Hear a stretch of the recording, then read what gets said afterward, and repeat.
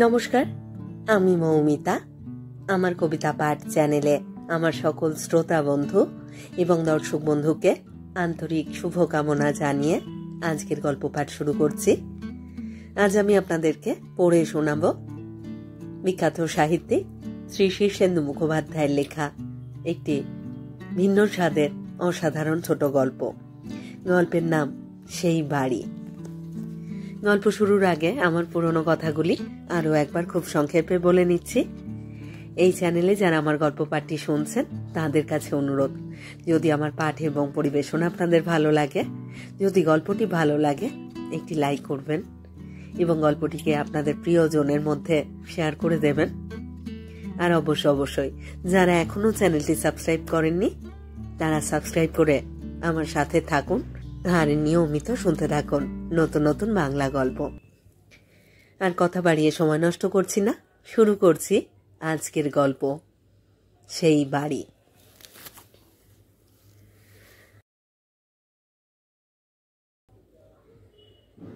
মায়ের মৃত্যুর পর থেকে উমাশঙ্কর খানিকটা উদাসী হয়ে গেছে।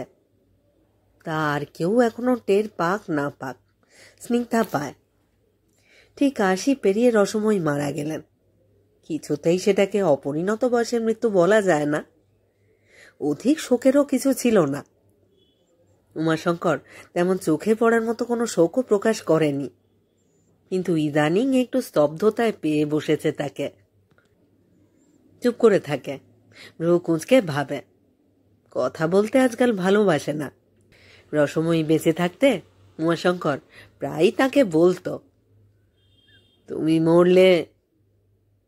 মরলে আমি কিন্তু তোমার শ্রাদ্ধ শান্তি করব না, ওসব মিনিংলেস ব্যাপার। বাস্তবিক উমাশঙ্কর কিছুই মানে না। ঠাকুর দেবতা, পূজা পার্বণ, আচার বিচার কিছু না। কৈশোর কাল থেকেই সে কঠোর নাস্তিক। ধর্মে তার মতি নেই বলে রসময়ের দুশ্চিন্তা ছিল। এই ছেলেকে দিয়ে তিনি ঠাকুর দেবতাকে প্রণামটাও করাতে পারেননি কখনো। কিন্তু রসময়ের মৃত্যুর পর উমাশঙ্কর কাঁটায় কাঁটায় নিখুঁত অশৌচ পালন করল। ত্রিসন্ধ্যা স্নান, ভূমিতে কম্বলাসনে শয়ান, স্ত্রীলোকের মুখের দিকে দৃষ্টিপাত না করা, সব সব। স্নিগ্ধা এটা আশা করেনি। 3 দিনে হব্বিষ্য খেয়েই উমাশঙ্কর কাহিল হয়ে পড়েছিল। পেটটাও ছেড়ে দিল, কিন্তু তাতেও সে দমেনি। শীতকালে ত্রিসন্ধ্যা স্নান সহ্য হলো না। জ্ঞাতি ভোজনের দিন মুখে কফ বসে 103 জ্বর উঠে গেল তার। কিন্তু এসব হয়তো বাইরের ব্যাপার। এইগুলো থেকে উমাশঙ্করের উদাসীনতার প্রকৃতি বোঝা যাবে না। স্নিগ্ধা তার স্ত্রী বলেই জানে। এই পৃথিবীটাকে উমাশঙ্কর আর তেমন গুরুত্ব দিচ্ছে না। তার চারিদিকে কত কি ঘটে যাচ্ছে, উমাশঙ্কর তা আগের মতো লক্ষ্যও করছে না। রসময়ীর গত হওয়ার মাসখানেক বাদে একদিন স্নিগ্ধা খুব কোমল গলায় জিজ্ঞেস করল, তোমার কষ্ট আমি বুঝতে পারছি, কিন্তু অত ভেঙে পড়লে কি চলে? স্ত্রীর সঙ্গে উমাশঙ্করের সম্পর্ক মোটামুটি ভালো। কয়েকটা ব্যাপারে উমাশঙ্করের অযৌক্তিক গোয়ার তুমি। সে স্ত্রীলোককে বাড়ির কাজের লোকের পর্যায়ে ফেলে না, আবার সব ব্যাপারে স্ত্রীলোকের অধিকারও স্বীকার করে না। তবে স্ত্রী ও বাড়ির মেয়েদের কষ্টগুলিকে বোঝে এবং তারা যা বলে তা উড়িয়ে না দিয়ে বিবেচনা করে দেখে। অন্য পুরুষ হলে স্ত্রীকে এড়ানোর জন্য হয়তো অন্য কথা বলতো। উমাশঙ্কর কিন্তু খুব সরলভাবেই বলল, কেমন যেন ভাবনা হচ্ছে। কিসের ভাবনা? অতীতের সঙ্গে শেষ যোগসূত্রটা ছিঁড়ে গেল তো। কি বলি যেন এমনটা মনে হচ্ছে। মায়ের কোলটা সরে গেল, একটা যুগ আবছা হয়ে গেল, ইতিহাস হয়ে গেল, আর জ্যান্ত রইল না। উমাশঙ্করের সঙ্গে স্নিগ্ধা ঘর করছে আর 20 বছর। এই মেজাজি লোকটার সঙ্গে সে একটু ভেবেচিন্তে কথা কয়। সে বলল, হ্যাঁ সে তো নিশ্চয়ই। আমার মা যখন মারা গেল তখন আমারও ঠিক এইরকম হতো। উমাশঙ্কর একটু ক্ষীণ হেসে বলল, আর একটা কথাও মনে হচ্ছে জানো, মা যতদিন বেঁচে ছিল ততদিন মাকে মনে করতাম হেড অব দ্য ফ্যামিলি। মার পর আমি কিন্তু এখন পরিবারের প্রধান লোক। মা চলে যাবার পর নিজেকে ভারী বুড়ো বলে মনে হচ্ছে। কিন্তু তুমি তো আর সত্যি বুড়ো নও, সেটা ভেবে দেখতে হবে। স্নিগ্ধা একটু হেসে বলল, ভেবে চিনতে জোর করে নিজেকে বুড়ো বলে ভাবতে হবে নাকি গো? তা নয়, তবে বার্ধক্য যদি এসেই থাকে তবে তাকে স্বীকারও করতে হবে। এই কথা বলে উমাশঙ্কর পাশ ফিরে ঘুমোলো, কিন্তু ঘুমোলো না, ঘুমের ভান করে পড়ে রইল। স্নিগ্ধা বুঝল উমাশঙ্কর আর কথা বাড়াতে চাইছে না, একটা কিছু ভাববে, কিন্তু কি ভাববে? সকালে উমাশঙ্কর তার পুরনো প্রকাণ্ড বিএসএ মোটরসাইকেলে বেরিয়ে পড়ল। অঞ্চলটা জংলা এবং পাহাড়ি। এখানে উমাশঙ্করের বাবা বহুদিন আগে কাঠের ব্যবসা খোলে। সে ব্যবসা এখন আর নেই, তবে উমাশঙ্কররা এখানকারই স্থায়ী বাসিন্দা হয়ে গেছে। বিষয় সম্পত্তি আছে কিছু। উমাশঙ্কর ঠিকাদারি করে, তার আয় যথেষ্ট রকম ভালো। সে সংযমী, মিতব্যয়ী, সৎ। মোটা ভাত কাপড়ের অভাব তার কোনোদিনও হওয়ার কথা নয়। মোটরসাইকেলটায় একটা উৎরাই ডিঙিয়ে উমাশঙ্কর একটা শালবনের ধারে দাঁড়ালো। শীতে শুরু, চমৎকার ঋতু। রোদ এখনো মোলায়েম এবং উজ্জ্বল। মস্ত মস্ত শালপাতা খসে পড়ছে উত্তুরে হাওয়ায়। উমাশঙ্কর ভাবপ্রবণ নয়। এসব প্রাকৃতিক দৃশ্যাবলী, যে কোনো সৌন্দর্য বা ঘটনা তাকে স্পর্শ করে বটে, কিন্তু কখনোই অভিভূত করে না। সে মোটরসাইকেল ছেড়ে শালবনে ঢুকল। ভাল্লাবতী পরিচিত সবকিছু তার। এই শালবনে তাকে চোখ বেঁধে ছেড়ে দিল। সে ঠিক পথ খুঁজে নিতে পারবে। ছেলেবেলায় এখানে সে কতবার মিছিমিছি শিকার করতে আসত, লুকোচুরি খেলত। তার বাবার ভাড়াটে কাঠুরেরা এই বনে গাছ কাটত। এক একটা গাছ কুঠার আঘাতে জর্জরিত হয়ে মর্মর শব্দে কাত হয়ে যখন পড়ে যেত, তখন আত্মীয় বিয়োগের মতো শোক উতলে উঠত বুকের মধ্যে। আজও কাটা গাছের গোড়া ছড়িয়ে আছে ইতস্তত। পরিষ্কার বন, অনবরত লোকের যাতায়াত বলে এখনো ভালো করে ঘাস বা আগাছা জন্মাতে পারে না তেমন। কত গাছে উমাশঙ্কর তার নাম লিখেছিল ছেলেবেলায়। কালের বৃষ্টিতে সব ধুয়ে মুছে গেছে। উমাশঙ্কর একটা গাছের তলায় বসল, চুপচাপ। অবধারিত মনে পড়ল মায়ের কথা। না, শোক নয়, মায়ের যথেষ্ট বয়স হয়েছিল। একদিন না একদিন তো যেতেই হবে মানুষকে। উমাশঙ্কর ভাবছিল অন্য কথা। একজন গেলেন, সেই জায়গার দিকে পা বাড়ালো আরেকজন। মায়ের জায়গা এখন নিতে হবে তাকে। সংসারের সে জ্যেষ্ঠতম লোক। এই সংসারে সে কাউকে প্রণাম করবে না। প্রাচীনতম হিসেবে সকলের প্রণাম পাবে শুধু।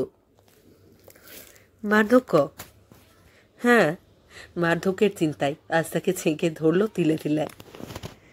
যৌবন, শক্তির ক্ষমতা, উদ্দীপনার হ্রাস, সে কি সইতে পারবে? সে ছিল বন্য উদ্দাম, যৌবনের প্রতীক। দয়াজ তো কঠোর শ্রম করতে পারত, আজও পারে। কিন্তু ভবিষ্যৎ? মা যতদিন বেঁচে ছিল ততদিন আশ্চর্যভাবে বয়সের কথা মনে পড়ত না। উমাশঙ্কর ভাবপ্রবণ নয়, দুর্বল হৃদয় নয়, তবু আজ এক বিবশ মন নিয়ে বসে রইল সে। জীবন কঠিন, মৃত্যু রহস্যাবৃত, বার্ধক্য দুঃখময়। তার ঈশ্বর বলতেও কেউ নেই, যার দিকে তাকিয়ে জীবনের কঠিন সত্যগুলিকে স্বীকার করে নেওয়া যায়। এই বনে কখনো ময়ূর দেখেনি উমাশঙ্কর। আজ হঠাৎ উপরের দিকে চেয়ে সে অবাক হল। নিষ্পত্র একটি শাল গাছের ডগায় লেগে থাকা আকাশের চাঁদোয়ায় রোদের বর্ণালী দেখা গেল কি হঠাৎ, আর সেই রং মেখে নিয়ে অপরূপ এক ময়ূর নেমে এলো আকাশ থেকে। উমাশঙ্কর অবাক হয়ে চেয়ে রইল।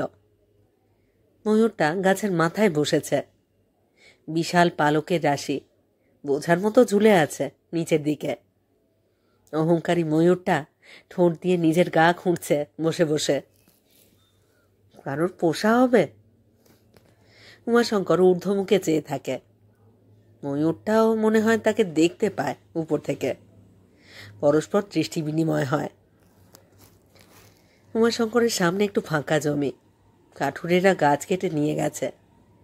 সেই শূন্যতায় ময়ূরটা নেমে এলো একেবারে উমাশঙ্করের মুখোমুখি। তারপর তার কর্কশ দীর্ঘ কেকাধ্বনি শিহরিত করে দিল মনস্থলীকে। সেই শব্দ উমাশঙ্করকে প্রায় তার স্বাভাবিক মানসিকতা থেকে উৎক্ষিপ্ত করে ছুঁড়ে ফেলে দেয় দূরে। এরকম অদ্ভুত গভীর শব্দ সে কখনো শোনেনি। ময়ূরটা আস্তে আস্তে তার পেখম মেলতে থাকে।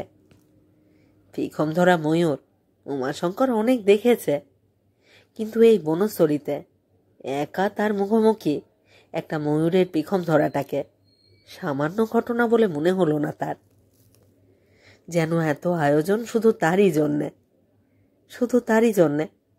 অন্য দেশ লোক থেকে শরীর ধারণ করেছে এই অলৌকিক ময়ূর, তারই জন্যেই এত পাতা ঝরা বনে পেখম ধরেছে সে, শুধু তার জন্যেই।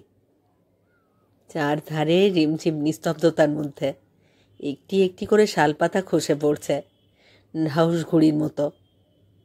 উত্তরের হাওয়া বয়ে যাচ্ছে দীর্ঘশ্বাসের মতো।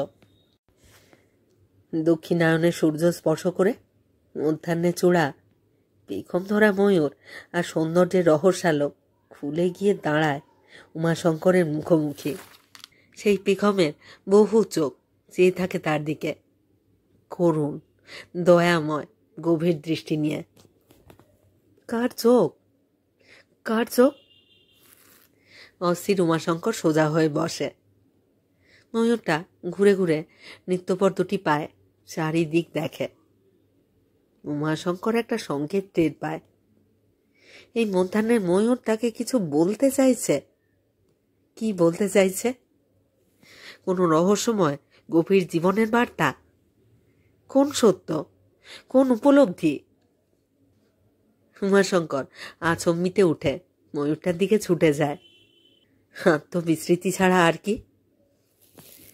ময়ূরটা তার পেখম গুটিয়ে নেয়, নৃত্যপর দুটি পায়ে সরে যায়, তারপর উড়ে যায় উপরের দিকে। উমাশঙ্কর দেখে উপরে একটি মায়াবী বর্ণালীর মধ্যে ময়ূরটা মিলিয়ে গেল।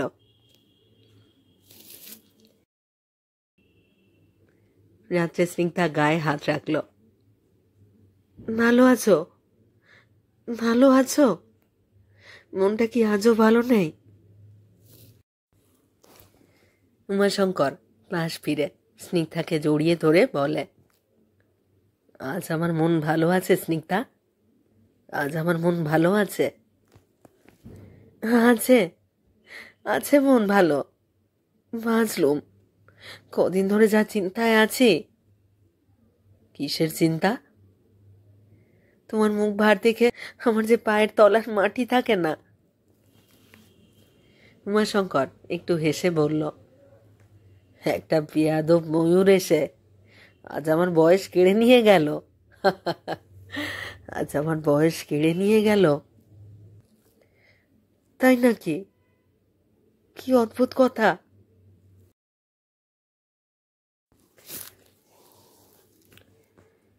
শেষ হলো আজকের গল্প, শ্রী শীর্ষেন্দু মুখোপাধ্যায়ের লেখা ছোট গল্প সেই বাড়ি। কেমন লাগলো আজকের গল্পটি? কেমন লাগছে আমার পাঠ এবং পরিবেশনা? আপনারা যারা এই চ্যানেলে আমার গল্প পাঠ শুনছেন তাদের কাছে অনুরোধ, আপনারা আপনাদের মতামত কমেন্ট বক্সে অবশ্যই আমাকে লিখে জানান। এই গল্পটি কেমন লাগলো, এই গল্পটি সম্বন্ধে আপনাদের ভাবনা আমার সাথে শেয়ার করতে পারেন কমেন্ট বক্সে। আপনারা কি বুঝলেন তা জানতে আমারও ইচ্ছা রইল। অপেক্ষায় রইলাম আপনাদের মতামতের। সবাই খুব খুব ভালো থাকুন। ফিরে আসছি খুব শীঘ্র নতুন গল্প নিয়ে।